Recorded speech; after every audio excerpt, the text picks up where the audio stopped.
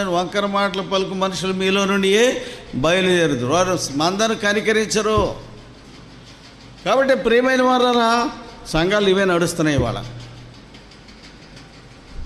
దేవుని చిత్తం అనేది పక్కెళ్ళిపోయింది. తద్వారా సమాజం ఎన్నో ఒడిదుడుకులను ఎదుర్కొంటుంది. నువ్వు గంపలోకి వస్తావా, గుంపులో ఉంటావా?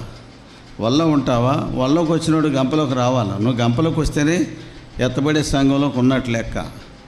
నువ్వు ఎత్తబడే సంఘంలోకి రాకుండా నువ్వు సంఘంలోకి ఎందుకు వచ్చావు? ఎందుకు మారు మనసు పొందావు? మారు మనసు పొందిన అర్థం ఏంటి? తెలియకుండా బతికితే ఆఖరికి ఎక్కడ ఉంటావు? గంపలో ఉంటావా, లేకుంటే బయట భారం వేయబడతావా? ఇదే ప్రశ్న ఇప్పుడు ఉన్నది. ఇప్పుడు సమాజం ముందు ఇదే ప్రశ్న. ఈ సమాజానికి కావాల్సింది ఇదే ప్రశ్న వేసుకోవాలి. నేను గంపలో ఉండాలి అనుకుంటే నీ గత జీవితంలో ఏమవుతున్నాయో అన్నీ మారిపోవాలి. ఎందుకు?